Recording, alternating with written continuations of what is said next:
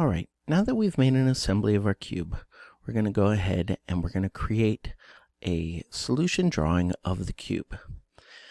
But to do that, we're going to want to show the cube both in this orientation and an orientation with a 180-degree flip so we can see the far back corner.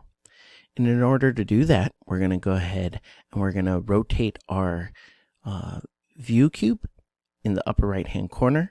We're going to spin it upside down so that the cube is upside down.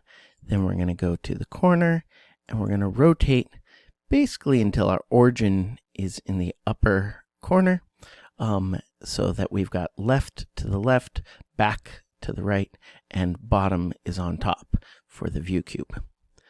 You can see that here.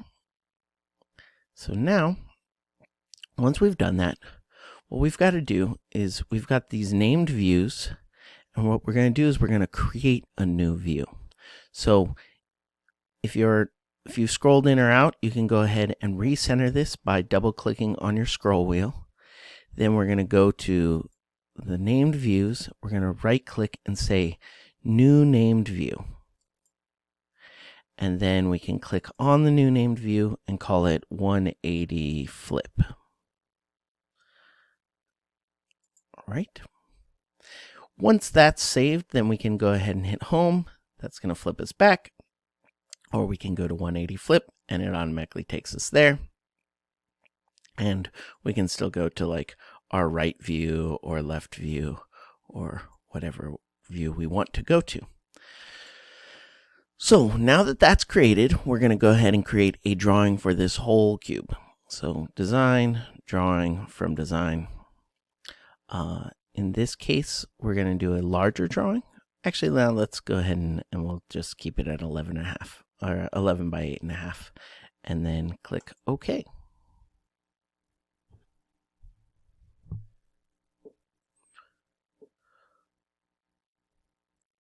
So once our drawing comes up, we can go ahead and first go and adjust this to a 1:1 ratio. And then we're going to go ahead and click our home view and turn on shaded. And we're going to place that in the upper right hand corner. Then click OK. Now we're going to do another view. Change it to 1:1. Then here, if we click, since we created a new view, we see the 180 flip. We'll select that, say shaded, and we'll go ahead and we'll place it to the left there. And click OK. So now we have two of our views. Now we're going to go ahead and do our last ones, which is basically like a layout of all of the individual ones. So I'm going to click my front here. And then we're going to leave this at this size. And then click OK. And if I double click on it, I can turn on the shading, adjust that, and click close. So now what I'm seeing is that I actually probably want to have the 17 by 11 and a half. So in order to change the sheet, I'm going to go ahead and click down here for sheet settings. That's going to pull up an option for sheet size, and I can adjust to go to 17 inches by 11 inches. Then I just need to reposition the drawings that I had.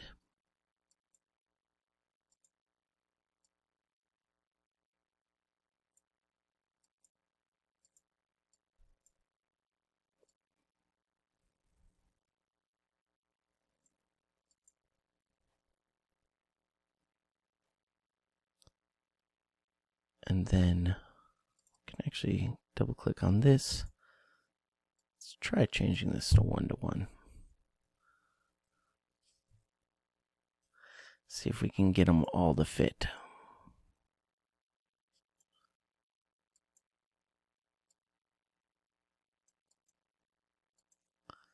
So now we're going to go to our projected views, select this main one, move above, move below, move to the right, move to the left, and then we'll hit enter. So that gives us most of our views. Now we're going to go ahead and do a projected view again and get the rear view that way. And then hit enter.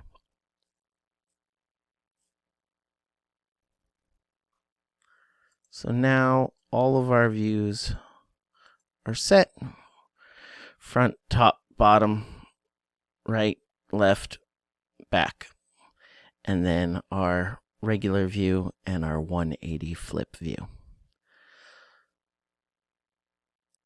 Go ahead and hit save. An IPC drawing. Click save there. And now the solution drawing is attached to the assembly. You can see that up here. And that's it. Have a great day.